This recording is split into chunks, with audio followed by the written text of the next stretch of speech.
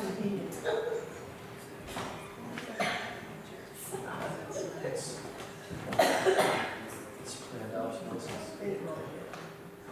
evening. Good evening. I'd like to welcome everyone here tonight. I'd like you to imagine for a few minutes what life was like in the early 1800s. Most of this area was covered by farmland. Right here in the village, there were many brick factories, a well-known pottery making facility, ice houses, and other support businesses. Heating and cooking relied heavily on open hearths and wood-burning stoves. Candles were used for interior light, as there was no electricity yet. Fabric was scarce.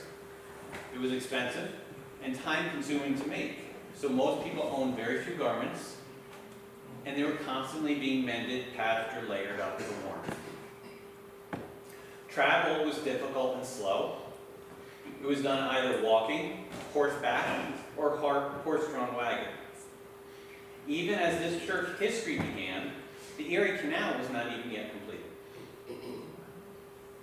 Buildings such as the Stewart House, the Lighthouse, the Opera House, they weren't here yet. Now, we are fortunate enough to have a fair number of homes in this village that were built prior to 1800. News traveled only as fast as a horse or a boat could carry it. We didn't have the trains quite yet. Written letters were the primary method of long-distance communication. My name is Daniel King. My great-great-great-great-grandfather, Ebenezer King, came to Athens from Massachusetts to be the school teacher in the Upper Village. He was one of the founding members of this church and was one of the first two elders of the consistory. This weekend we marked the 200th anniversary of the beginning of this church. We've had many milestone accomplishments throughout those 200 years, some of which are on display up here tonight, and I encourage you to come take a look at these things at the end of the program. We are once again undertaking an analysis of our history, doing more research, and looking for new information. Tonight is not a presentation on a complete history, but rather a new starting point for gathering additional input. For the 175th anniversary, many people worked to put together a rather comprehensive historical book about the church. I'd like to update that. I want to add information from the last 25 years, but more importantly, incorporate information that was left out of it. We have better and faster research tools now.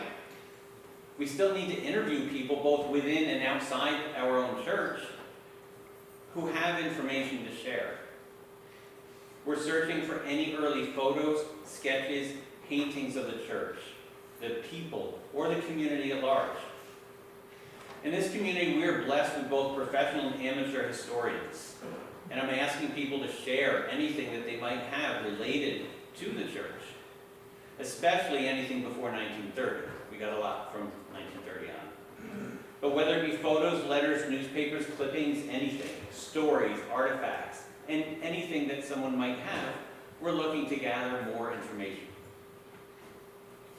After the conclusion of the history talk tonight, I do invite everyone to come up and look at the various things we have on display and join us in the back for some refreshments, all of which are things that would have been served in 1826, albeit not in the quantity that they prepared back then.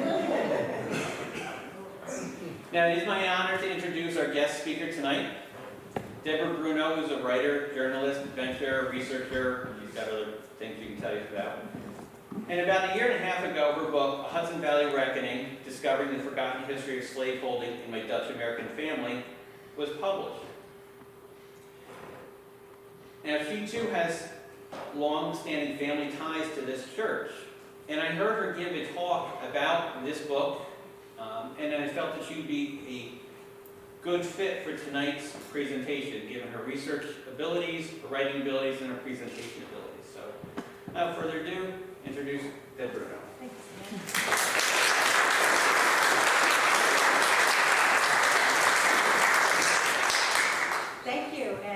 I'm looking out and I'm seeing so many familiar faces, and so it's great to see people, and thank you for coming out on this beautiful spring evening. I am going to talk about not just Athens in 1826, although I found some fascinating things, so we'll get to that. But I'm going to do a little bit of kind of an overview. I'm going to do the country in 1826, New York State in 1826, Greene County in 1820s, Athens in 1820s, and then this church. And by the end, I'm going to get kind of personal and kind of detailed about what I found, because I see you one Ebenezer King, and I raise you one Jonas Collier. So we'll talk about a little bit of the family history that I have connected to this church as well. So thank you for coming, and I'll start by talking about the United States in 1826.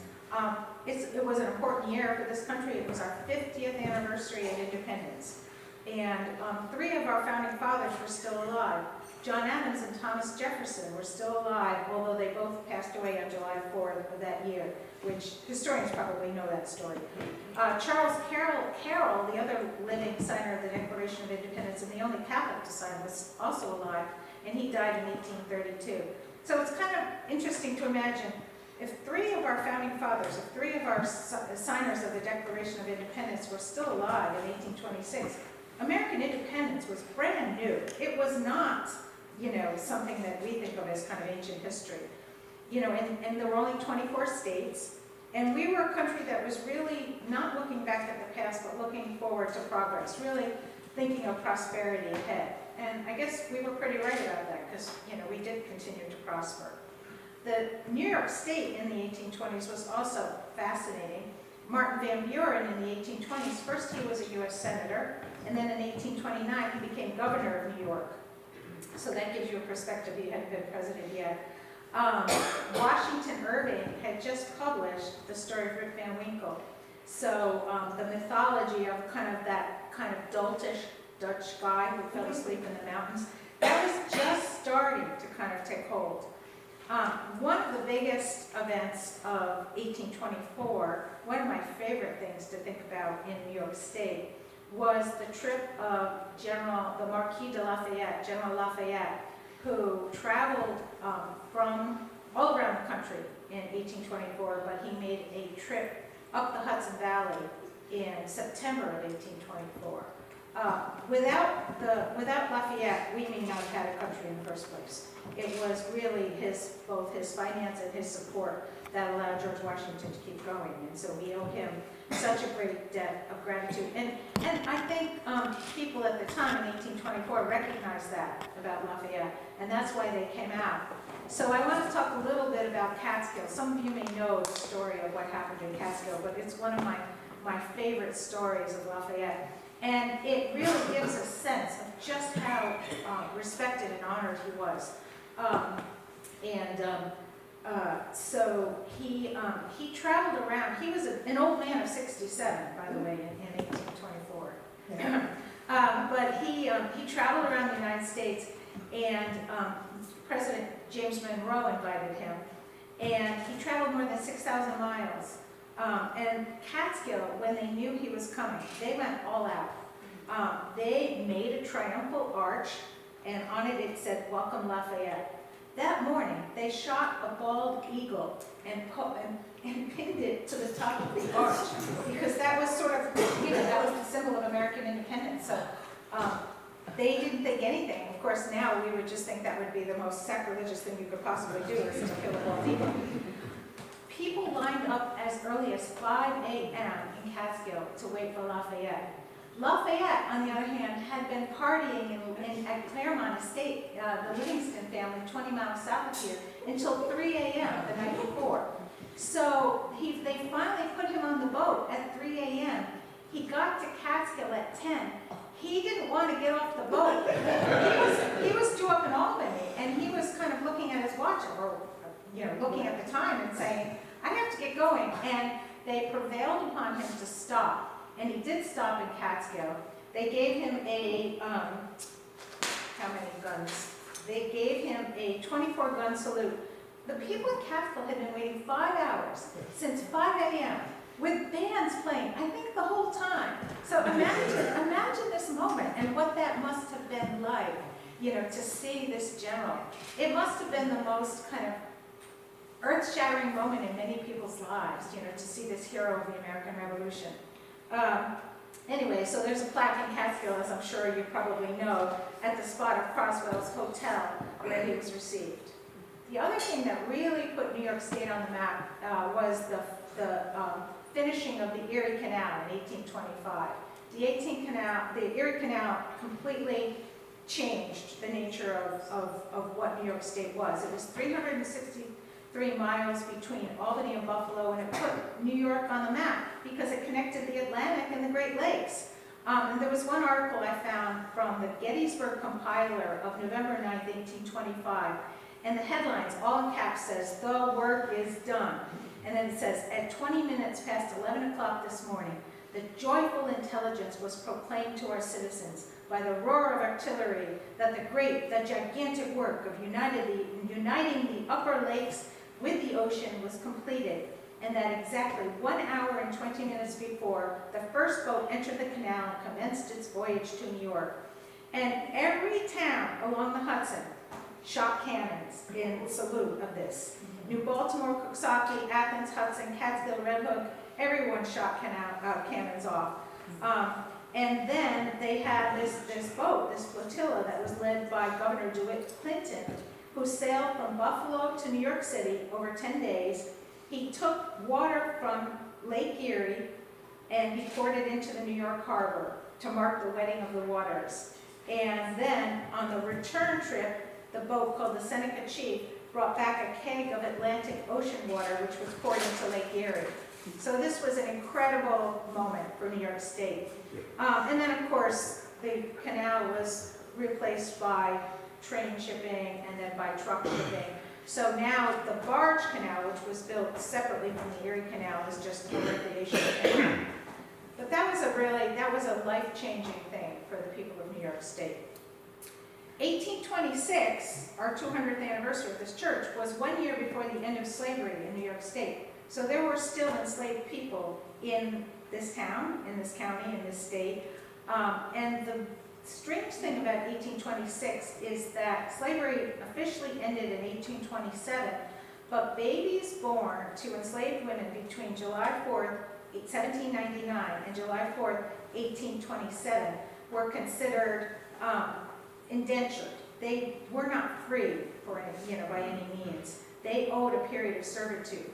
So in many ways, that period, that twilight period for babies born of enslaved women, was as cruel and as long-lasting as slavery. And Coxsackie in particular had a remarkable document called the Coxsackie Record of Freeborn Slaves. And if you think about the wording of that, the Coxsackie Record of Freeborn Slaves, that tells you a little bit about what they thought about with slavery. They were freeborn, but yet they were slaves. Kind of the oxymoron just kind of jumps out at you. And I spent a lot of time looking at that record because that became a little bit of a Rosetta Stone for me to teach me a little bit about what it was like as the state was trying to wind down slavery. It was trying to end, what had been almost 200 years of slavery. One baby I found was the very last baby born and registered on this was a baby named Harry, who was born to Mary, who was enslaved by Judge Leonard Bronk. And Harry was born on May 1826, just 1 year before the end of slavery. And Harry, or Henry Bronk, he took the name Bronk, ended up serving in the Civil War and dying in the South. So he gave his life for his country, even though he was born in this kind of horrible twilight period. I've always found that was one of the more poignant things about how New York was grappling with this sort of very complicated end of slavery. According to historian Sylvia Hassenkoff, by 1820 there were only 128 slaves in Greene County. 18 in Athens, 2 in Cairo, 31 in Catskill, 29 in Coxsackie, 4 in Durham, 9 in Greenville, 31 in New Baltimore, and 4 in Wyndham. So that was a very interesting fact, if you can sort of picture that. There were also a lot of free blacks in town too, not just enslaved people. Another really significant event, and most people don't think of the Hudson Valley as part of this, but the Hudson Valley was very much part of this religious revival called the Second Great Awakening, Most people think of Western New York State as part of the Second Great Awakening, and they call it the burned over district because the religious fervor just swept over the whole western part of the state. But in truth, it came up the Hudson Valley as well, and there were religious revivals all over, including in Athens and Coxsackie. So I found, and now I'll get to Coxsackie history. First Reformed Church of Coxsackie said that on its history, it said that between 1811 and 1826, as many as 500 people joined the church. You know, these are small communities, 500 people joining the church. And they credit the church's fifth minister, Gilbert Livingston, who was their pastor from 1811 to 1826. There was one revival in 1821 in Coxsackie in which 373 people were brought into the church. And in 1822, the church baptized 68 white babies and children and 4 black children. And then on one day, May 31st, 1822, 25 black babies and children were baptized at once. And it's really unclear whether they were free or enslaved because some of them are described as belonging to Leonard Bronk or Leonard Conine, and others reported as free. And they range from age to week-old babies and 9-year-old children. And I'll get to what happened in Athens a little bit later. Another very fascinating thing that happened in Greene County was the foundation of the Greene County Poorhouse in 1826. And that was a building that was built in Cairo. And all over New York State, the state had a law to say, you know, we have to do something about indigent people, so we will put together these poorhouses where people might be able to work on the farm. This poorhouse in Cairo apparently raised hay and vegetables. But it was also a fascinating window into what it was like to be poor in that time. So Greene County, the Vetter Research Library in Greene County, in the Bronk House, just received a new volume that talks about the records of the people in the poorhouse. And the last time I was here, I spent a couple hours looking through it, and it was absolutely fascinating because I found some fascinating things. What were the reasons that people ended up in the poorhouse? Here were the reasons: vagrancy, poverty, a handicap such as being lame or blind, intemperance, mental illness, being called crazy or foolish, lazy was one of the descriptions, and just sick. And these were Irish people, black people, Dutch people, German people, or people just listed as foreigners, so I don't know what that was. And sometimes people would stay for just a day or two, sometimes they would stay for years, and sometimes they would die at the poorhouse. So I think it was a pretty harsh place. A lot of times women, if they had a baby out of wedlock and no one to support them, that's where they ended up. They and their babies ended up in the poorhouse. Other times, the babies were left. There was one baby we found who was left in the manger of the owner of the poorhouse. So, you know, I guess, you know, the idea was, let's save the life of the baby and the guy who was running the poorhouse will take care of the baby. But, you know, it's hard to know what happened to that little baby. But it really gave me such a fascinating sense of what it must have been like to be poor at that time. You know, it wasn't an easy time. There was one black man named Vincent Van Bergen, and he died there in 1843, and he was said to be 109 years old. I just, you know, it's just hard for me to kind of wrap my mind around what that must have been like. Now I'll finally get to Athens history, which I'm sure a lot of you know about Athens. So, you know, a lot of this maybe will be familiar to some people, but I had a lot of fun, both in writing my book and learning about Athens, but also doing a little bit more for this church. You know, Athens was incorporated in 1800. Around that time, it was about 1,200 people. So it was tiny. And before that, it was part of Catskills Township and part of Albany County. Greene County didn't begin until 1800. And you know it was called Lunenburg. And even in 1820's, it was still culturally a very Dutch town. So you would find people not necessarily speaking primarily Dutch, but Dutch words would be woven into, you know, their expressions, their words, their, you know, the things that they would use to think about it day to day. Daily life was hard work. For farmers, that work began before the sun rose. There were lots of craftsmen in Athens: blacksmiths, wheelwrights, coopers, shoemakers, tailors, millers, tavern keepers. Lots of people worked on the boats on the Hudson or serving the boats. Women had endless chores: cooking, baking, cleaning, tending gardens, caring for children, spinning and sewing clothes by hand. There were no sewing machines. I had a lot of fun finding out about foods cooked. And by the way, I looked in the back. None of these foods will be served in the back, and you're probably going to thank me for that because there were some really pretty unpalatable things. But there were some that sounded kind of good. One book I found said that favorite Dutch dishes included drop biscuits with caraway seeds, honey cakes, gingerbread, puddings, fruit tarts. A favorite dish was something called stump pop, which was made with mashed potatoes mixed with vegetables like kale, sauerkraut, or carrots, and served with either bacon or smoked sausage. Another one, and here's where it gets really appetizing, was beef stomach that was stuffed with spiced meat and then fried and sliced.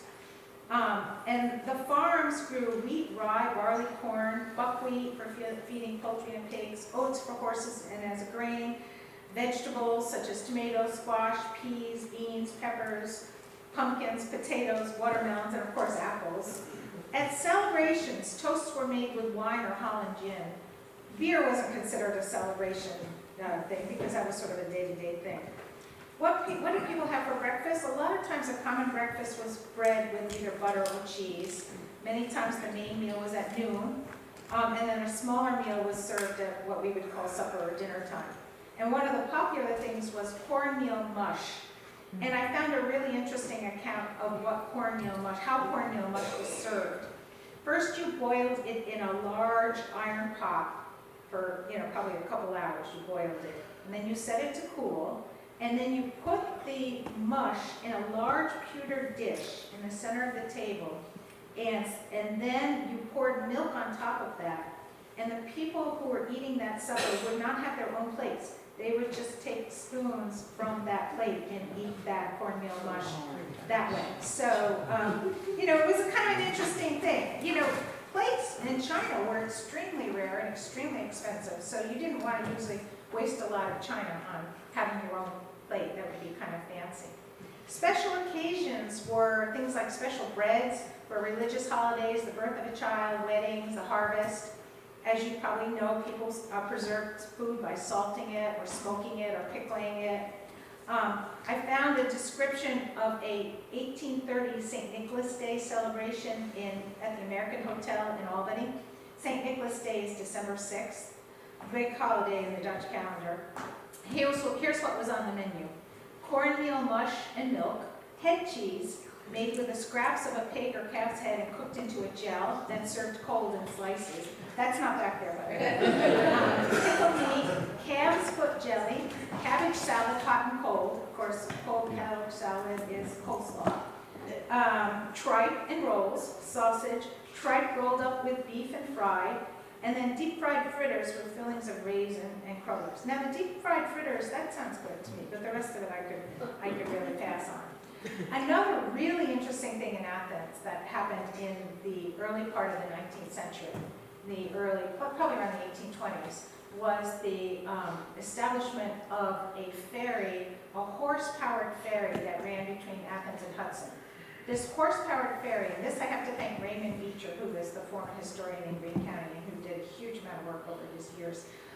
He described this ferry. If you can picture a merry-go-round run by horses with two boats on the side, that was the ferry. So the horses walked around and around in a track in the middle and paddle to paddle, and then the people or the goods rode on the side of that. So I would give anything to be able to see that, because I just thought I would just ride that just for the fun of seeing the horses go around on the track. The only problem, as we all know, is that Athens and Hudson are separated by an island. So what happened was the towns of Hudson and Athens decided they would dig a channel in the island between Athens and Hudson, which, if you can imagine what kind of an undertaking that must have been in the 1820s, I mean, a huge undertaking. So they dug and they dug and they dug this channel, and then they realized that Athens and Hudson were not charging enough. They never were able to afford to keep this channel up. It was just way too expensive. And people just weren't paying their way. They weren't making it affordable.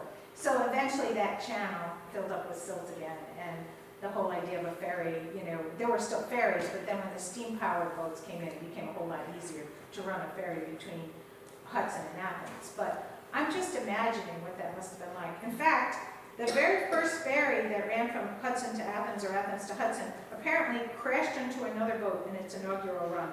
So I don't know anything about that. I just know that tidbit. Other towns also had these kinds of horse-powered ferries. New Baltimore, Coxsackie. I don't know the other ones which did, but I thought that was absolutely just a fascinating picture of sort of how did you get to Hudson in the old days? You know, you could take a boat, but a ferry would have been a lot more fun. The boat building industry in Athens really wasn't much of anything in the 1820s. It really didn't start until the middle of the 19th century. But there were boats, there were schooners that came up the Hudson. And, you know, the world came to Athens as a result of these boats that came up, you know, from New York City.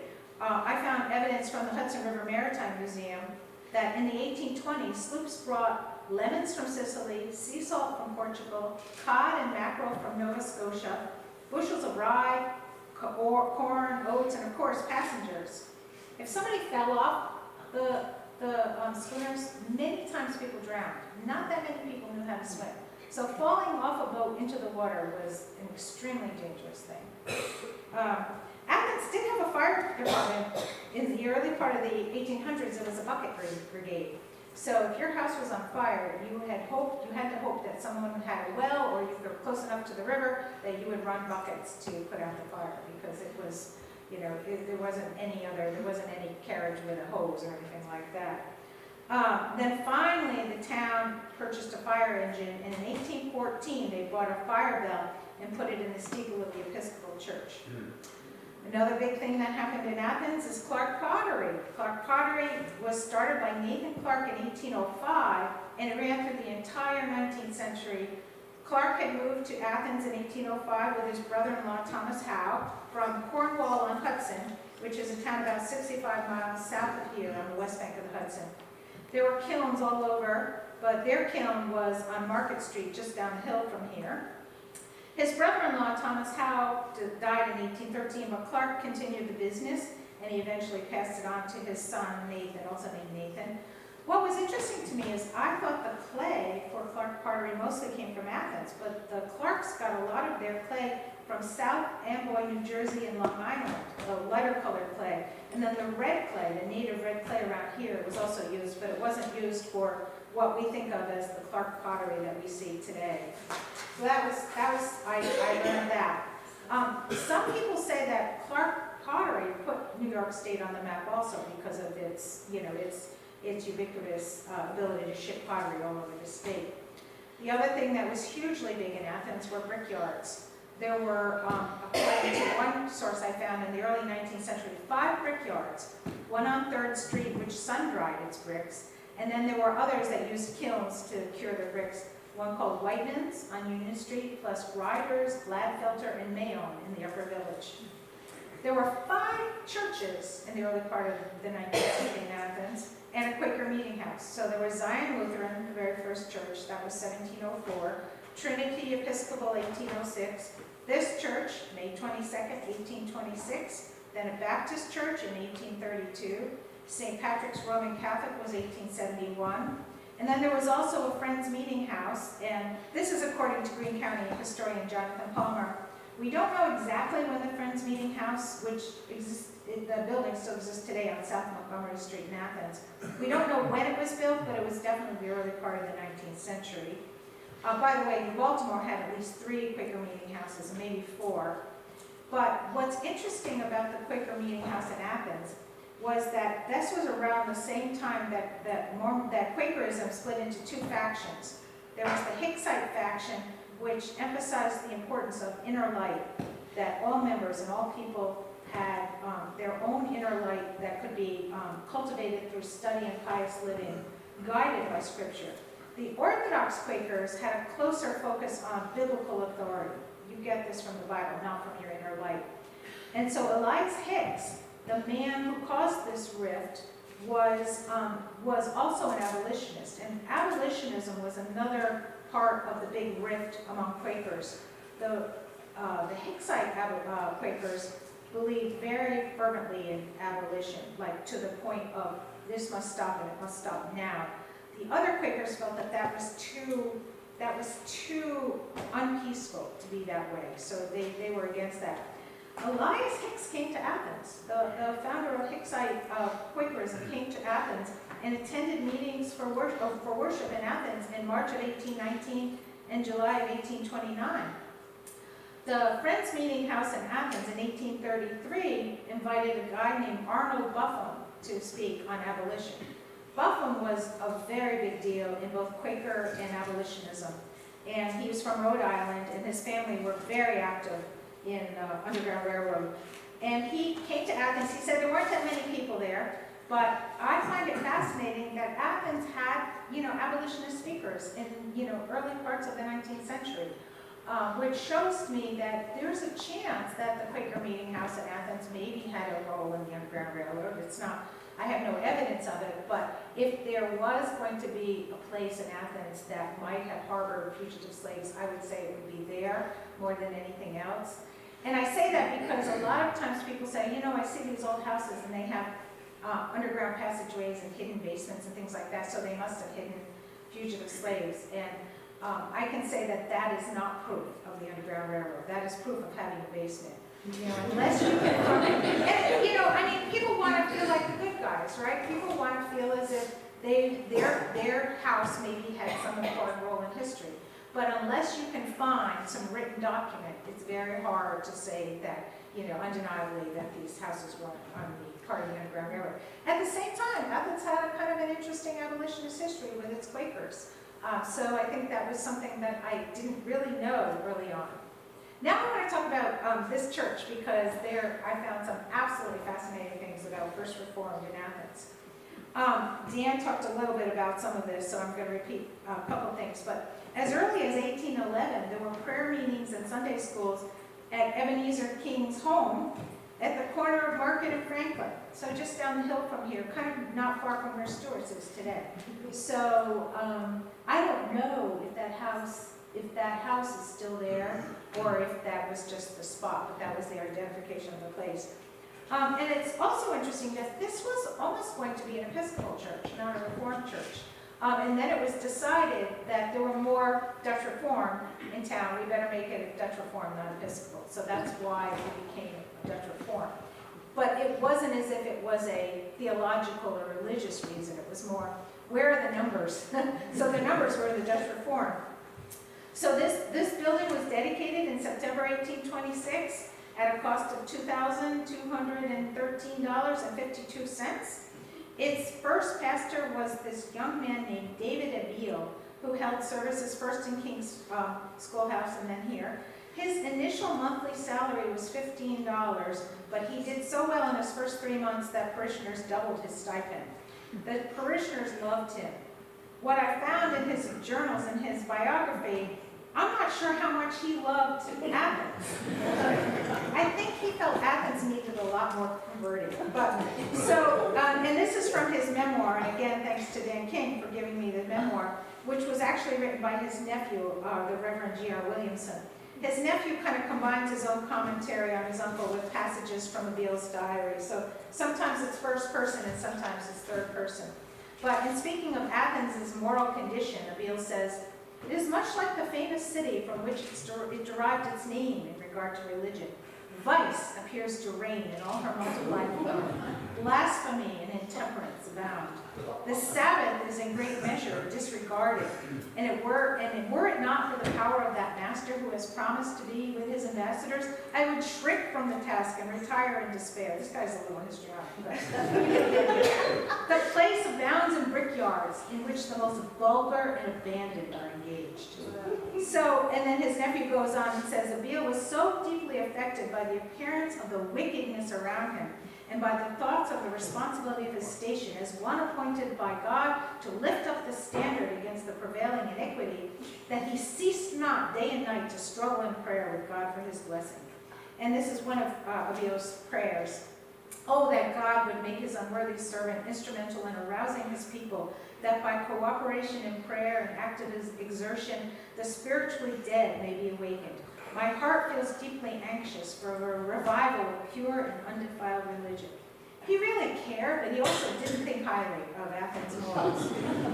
His mornings were spent in study, his afternoons in going from house to house for the purpose of religious conversation with all those who attended the service of the church.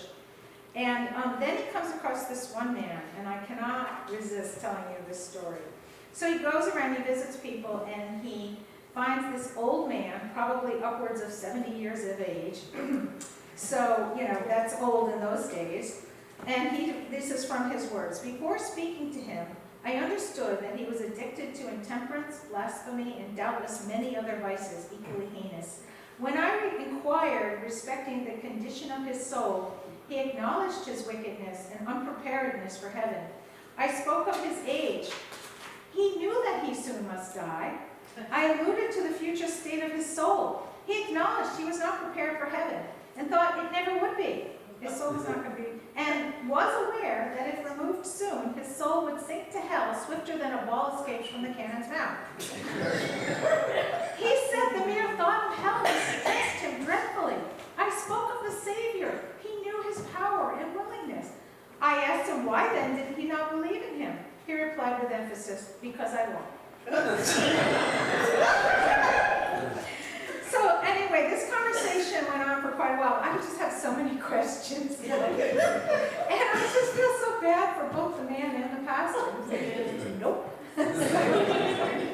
So and then he ends with his passage on him saying, such is the depravity of the human heart.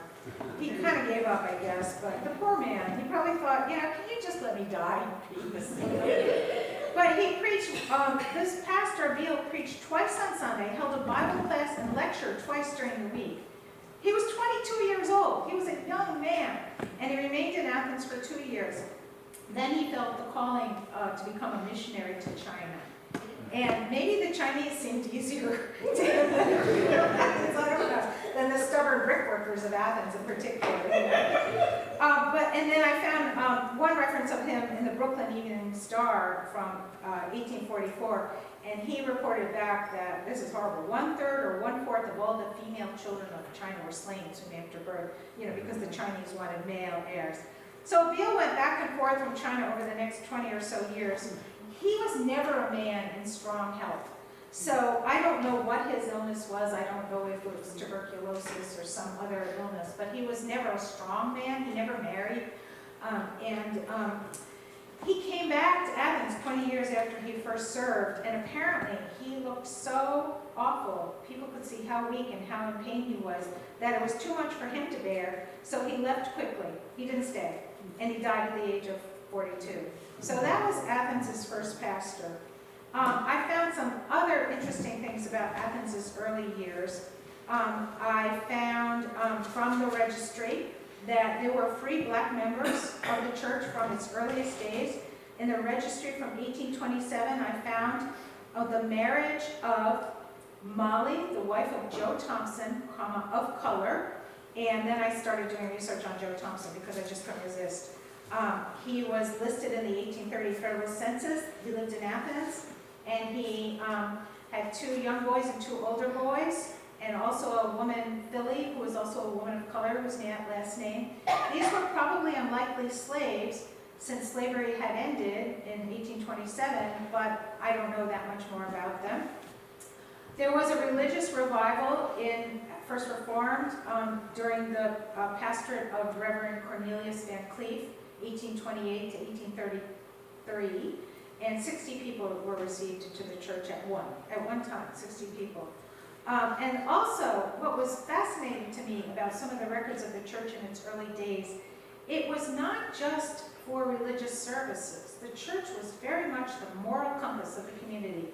There was one passage from 1829.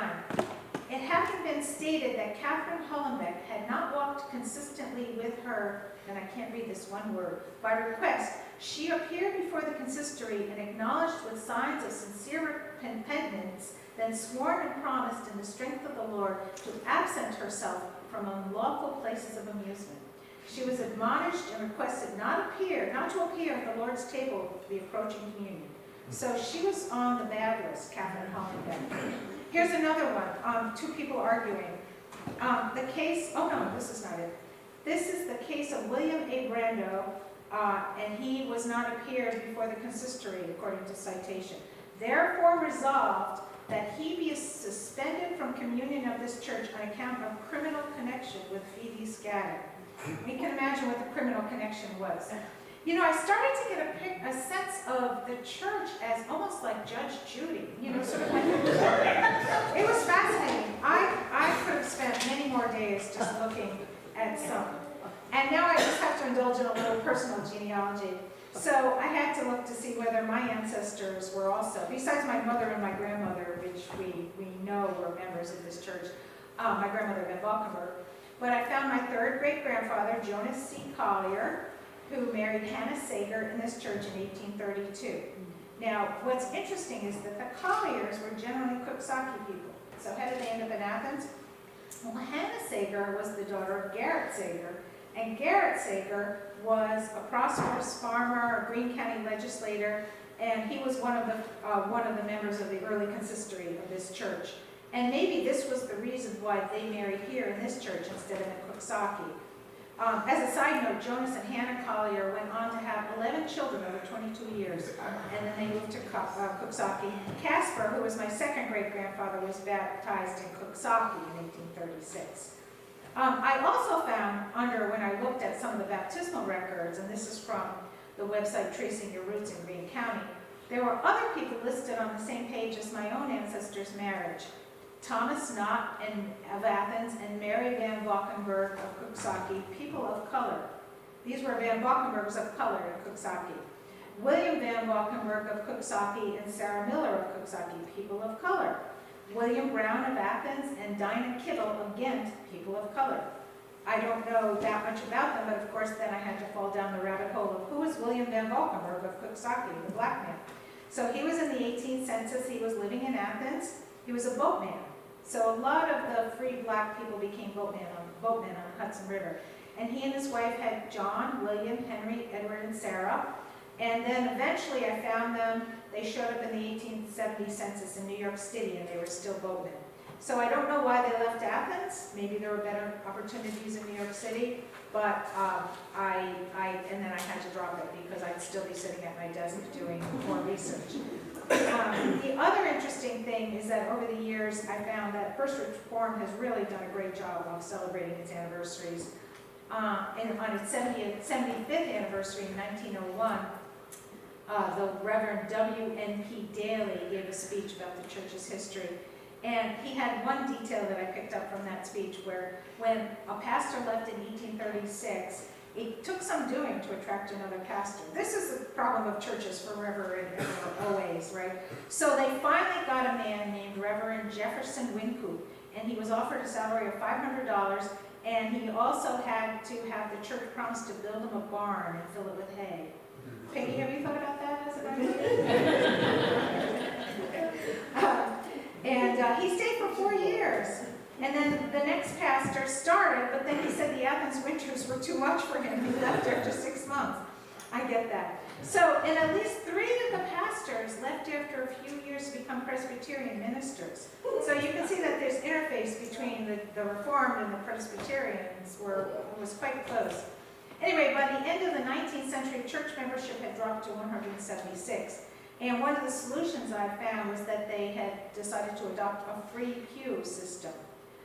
In other words, you didn't rent your pew, it was just free, you could come and sit wherever.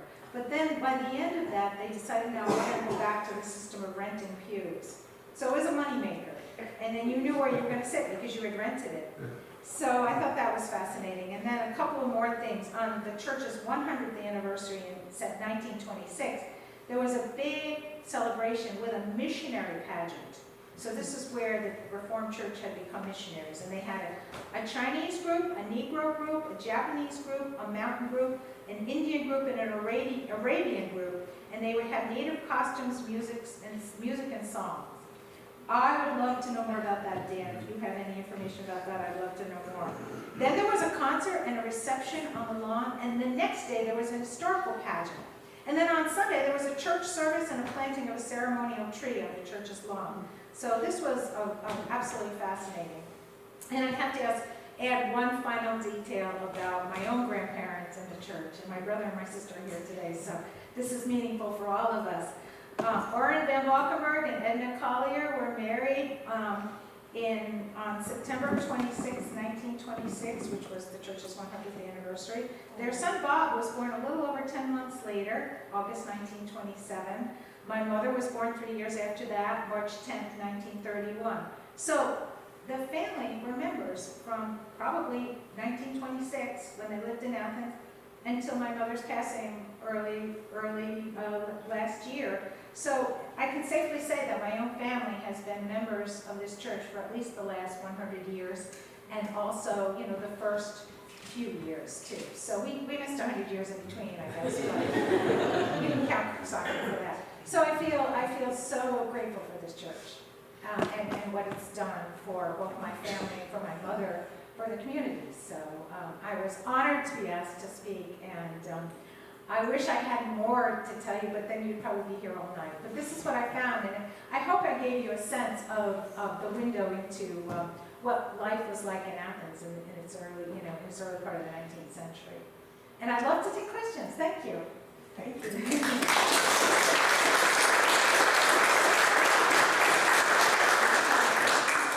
That I can answer. I don't know if I can answer every question. Come on, somebody can say something. I'd call on you if I have to. Get that trike ready for the refreshments. For the head cheese. Come on, Ron, I bet you have a question. Well, you mentioned the eagle when Lafayette was in Albany. Legend has it that, and again, any sentence that starts legend has it, may or may not be true, but there are two versions of when he came out onto the balcony to speak. An eagle descended and laid a crown on his head. In Albany. Oh, in Albany. And the other is that the eagle came down and sat on the pedestal. So when we had the Lafayette Day, September 17th, 2024, you can't get an eagle. We rented a vulture from the Saratoga raptor rescue place, and as the county executive was giving his speech, and he was under strict instructions, don't go off speech, stay on it, because we had the trainer of the vulture cued at that point to come down and place the vulture on a pedestal right behind him. Of course, I could say a vulture versus an eagle. What does that tell you? We're not going to go down that road. Well, I think politicians were more comfortable with vultures. Yeah. And so it worked. You were able to do it. Wow, that's really great. Yeah. I couldn't believe that they would kill the bald eagle just to put it on this arch, but they did. And the other interesting thing about Lafayette's visit is years later, I found at least one free black man named Marquis Lafayette Van Bergen. So, especially for the free blacks, Lafayette represented a lot. He represented a lot. And Lafayette was an absolute anti-slavery. He was very upset with Washington and famously said to Washington in a letter, if I had known I was fighting and slavery would continue, I don't know if I would have supported the American Revolution. So he regretted that slavery didn't go away with the American Revolution, Lafayette. So a lot of free black people honored him as a result of that. So anyway. I won't call on anybody else. I can call on Ron because I know he knows he's a Lafayette expert. So yeah. Well, thank you very much, and I appreciate your attention on this one.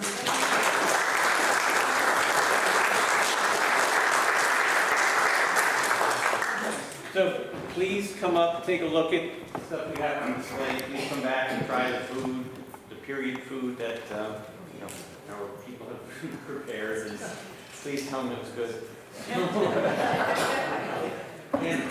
and please continue your own journeys on researching history, delving into things, and anything that you can share with us, anything that you know, anything about this church, that even Athens in general.